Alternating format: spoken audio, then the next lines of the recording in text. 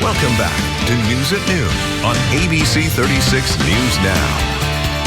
Hey friends, welcome back in. UK Family and Consumer Sciences Extension. They're committed to improving the quality of life for individuals and families here in Kentucky, resulting in stronger families for the Commonwealth. And one way they support us is through teaching residents about sustainable eating and reducing food waste. It's so important, and it's just one way of creating a sustainable diet. So here to talk about ways to do that, Extension Agent Kendyl Redding. And Kendyl, thanks for being here so much. Thanks for having me. So big topic here. Why don't we start with what our working definition is for food waste?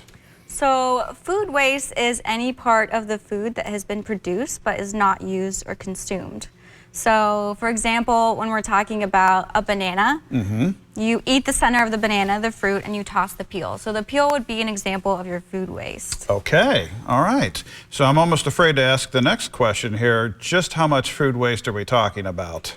So it is estimated that households waste up to 76 billion pounds of food per year in the U.S. Okay, let's go over that one more time. 76 billion. Yes. Pounds. So when we're talking about sustainable eating, we're trying to prioritize foods that have low environmental impact. Okay. And so reducing your food waste is a huge component of sustainable eating, because when we are throwing away food, not only are we wasting the food, but we're wasting the resources that were used to produce the food, such as land, water, and energy. Right. Well, this all makes sense. So give us some ways that we can change our thinking, because a lot of times, you know, as we do, we're after that banana and we're not necessarily thinking about the banana peel.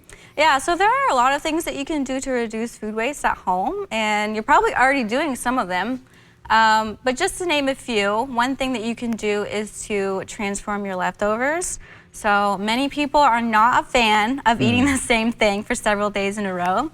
So by taking your leftovers and adding just even one or two new ingredients to it, you can make a completely new meal. So for example, if you have some leftover roasted vegetables, you can take those and throw them into a soup or a stew. Nice. You can add them into a pasta dish, or you can throw them into an omelet. So by making something new out of your leftovers, you're probably more likely to eat them.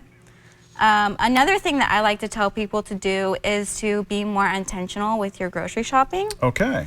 So I always tell people to, when you're sitting down to make your grocery list, shop your pantry first. And so what that means is go into your pantry, find the things that you just shoved into the bag and forgotten about, and use those items to plan your meals around. And so that way you're not wasting those things. Yes. And that can go with your freezer as well, because many of us don't even know what's at the bottom of our freezers right now. So it's a dark, mysterious place sometimes. It helps you keep inventory of what's in your house. And so when you go to the grocery store, you are only buying the things that you need. So you're probably not going to be as likely to impulse purchase. So not only are you reducing your food waste that way, but you're also going to be saving money. I like that. I like that. What are your thoughts on meal kits, these pre-prepped kits? Meal kits can be a great source, especially for people that are really busy and don't have the time to sit down and meal plan, meal prep, or grocery shop, because it gives you the opportunity to cook at home without having to put a lot of thought or prep into it. Right. But there are pros and cons to these meal kits. So when we're talking about cost, they can be cost effective when you're looking at cost per serving. However, the majority of what you're paying for when you're using these services is the shipping and transportation. So from the environmental standpoint, it uses a lot of resources just to get that package to your door. Right. So that can be a con. But like I mentioned, these meal kits, they're sending you the exact amount of ingredients that you need, so you're not left with half-used products that you're just gonna shove to the back of your fridge and throw away a few months later. So there's virtually no food waste with these, which is a big pro. However, since everything is individually packaged with your ingredients, it does create a lot of plastic waste. But I think a lot of these companies are keeping that in mind now, and many of them are using packaging that can be recycled or repurposed. Well, you've given us a lot to think about, and real easy ways to turn this around to make a difference, to start whittling down on that 76 billion tons. What's a great resource online for our viewers to learn more about additional tips that the Extension Service provides? You can always reach out to your local Extension office for more information on any of these topics.